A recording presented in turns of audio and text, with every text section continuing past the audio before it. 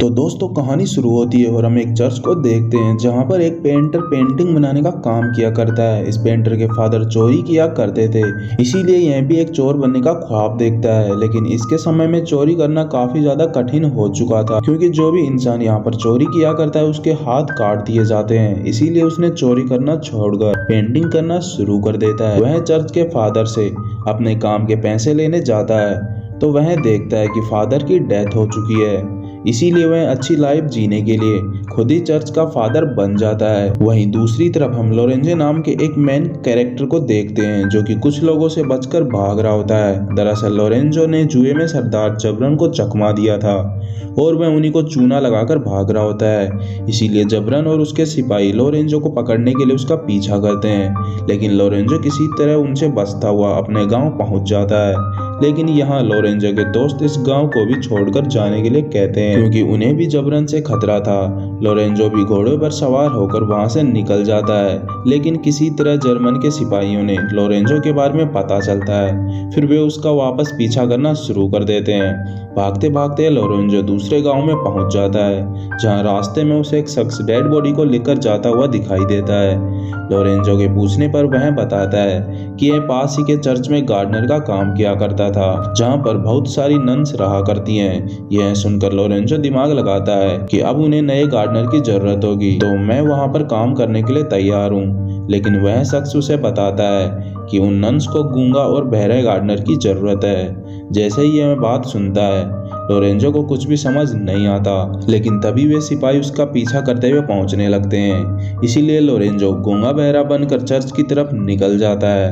रास्ते में सिपाहियों से बचने के लिए लोरेंजो पेड़ पर चढ़ जाता है और सिपाही घोड़े के पीछे दौड़ते हुए आगे निकल जाते हैं। उनके आगे जाते ही पेड़ की डाल टूट जाती है और लोरेंजो पेड़ के नीचे गिर जाता है और वहीं पर बेहोश हो जाता है। कुछ देर बाद वहां पर नन्स आ जाती हैं और लोरेंजो को ऐसे बेहोश देखकर वे उसे उठाकर चर्च में ले जाती हैं। इसके बाद सीन शिफ्ट होता है और हम एक लड़की को देखते हैं जो कि इस टाउन की राजकुमारी होती है। वह प्लेग की बीमारी की वजह से उसके माता पिता की मौत हो चुकी थी, इसीलिए पेम्प अब बिल्कुल अकेली नहीं रह सकती थी। तभी जर्मन उसके पास आकर उसे बताता है कि तुम चिंता मत करो, मैं तुमसे शादी जरूर करूंगा। पेम्प को जबरन बिल्कुल भी पसंद नहीं था, क्योंकि वह उसके लिए हमेशा गंदी सोच रखा करता था। इसीलिए वह कहती है कि मेरी शादी एक राजकुमार के साथ पहले ही तय हो चुकी है और मैं जल्द ही उससे शादी करने वाली हूँ। यह सुनकर जर्मन काफी ज्यादा गुस्से में आ जाता है और वह अपना शातिर दिमाग चलाते हुए पेम्पिन से कहता है, तुम्हारे फादर ने मुझसे काफी ज्यादा कर्ज लिया था और उन्होंने मुझसे पैसे न देने पर मैं पेम्पिन की शादी तुमसे जरूर कराऊंगा। हालांकि यह सब झूठ होता है। पेम्पिन इसीलिए खामोश होकर वहां से चली जाती है।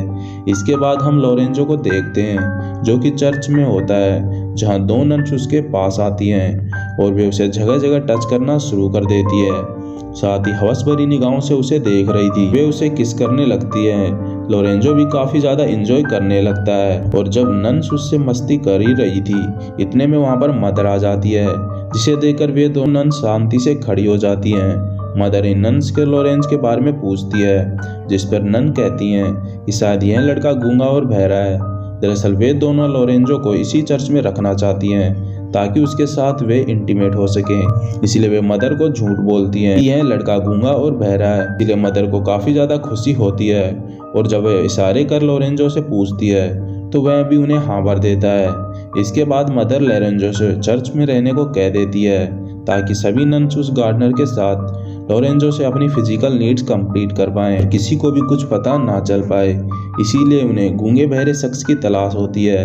लोरेंजो भी इन नन्स की बातों को समझ चुका था। उसका काम होता है कि नन्स को खुश रखना। मदर इन दोनों नन को लोरेंजो को नहलाने के लिए कह देती है और मौका मिलते ही वे दोनों नन्स जल्दी से लोरेंजो को बाथरूम में ले जाती हैं और उसके सारे कपड़े उतारती हैं। साथ ही में अपने कपड़े उतारकर उसे नहलाने लगती है। फिर लोरेंजो इन दोनों के साथ इंटीमेट होता है और यहीं से लोरेंजो अपना काम शुरू कर देता है। इधर पेपिन जबरन से तंग आकर अपनी सहेलियों के साथ चर्च में मिलने जाती है, जहां पर सभी लड़कियां वर्जिन होती हैं। इस चर्च में लड़के और लड़कियों का रिलेशन तो होता है, लेकिन उन्होंने कसम खा रखी होती है कि शादी से पहले ये इंटीमेट नहीं होंगे। जहाँ पेपिन अपने दोस्तों को जबरन के बारे में सब कुछ बता रही होती है, अब जबरन के व्यवहार को देखकर चर्च के लोग उसे यहीं पर रहने की राय देते हैं, जिसके बाद पेपिन को यह आइडिया काफी अच्छा लगता है। वह जबरन से छुपकर चर्च के लिए निकल जाती है। यहाँ की नन्स पेम्पिनिया को यहाँ की यूनिफॉर्म पहनाने लगती है।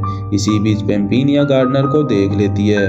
तब नन्स उसे बताती है कि यह यहाँ का गार्डनर है और काफी ज्यादा मेहनती भी है। पेम्पिनिया को उस पर तरस आने लगता है, जिसके बाद वह भी उसके साथ इंटीमेट होने की सोचती है, क्योंकि लोरेंजो को वह पसंद करने लगी थी। लेकिन रशिया के राजकुमार को सोचकर पेम्पिनिया खुद पर कंट्रोल कर लेती है। जिसके बाद हम महल में देखते हैं जो कि राजकुमार वहां पर आ जाता है। वह जबरन को पेम्पिनिया का पिता समझने लगता है, लेकिन तब जबरन बताता है कि वह उससे शादी करने वाला है। अब यह सुनकर रशिया के राजकुमार को काफी ज्यादा गुस्सा आ जाता है और वे दोनों एक दूसरे से झगड़ा करने लगते हैं। इसके बाद वह राजकुमार वहां से निकल जाता है। उसके बाद हम देखते हैं कि पेम्पिनिया उस गार्डनर से मिलती है, जो कि उसकी आंखों पर एक पट्टी बांधकर उसे किस करने लगती है कि मैं तुम्हारे साथ शादी के बाद इंटीमेट होना चाहती हूँ।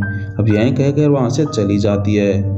लोरेंजो को इस बात से खुशी होती है कि कोई तो ऐसी नन है जो उसे दिल से प्यार करती है। फिर हम अगले दिन पेम्पिनिया को देखते हैं जो कि मदर के पास चली जाती है और वह लोरेंजो के बारे में सब कुछ सच बता देती है कि वह गूंगा बहरा नहीं है, कि वह सिर्फ दिखावे के लिए ऐसा कर रहा है ताकि वह हमारे साथ यहाँ चर्च में रह सके। हम पेम्पिनिया ने इसीलिए ऐसा किया होता है क्योंकि वह उसे काफी पसंद करने लगी थी, ताकि लोरेंजो को इनके साथ सोना ना पड़े। यह सुनकर मदर को काफी ज्यादा बुरा लगता है और वह गुस्से में लोरेंजो को इस चर्च से निकाल देती है।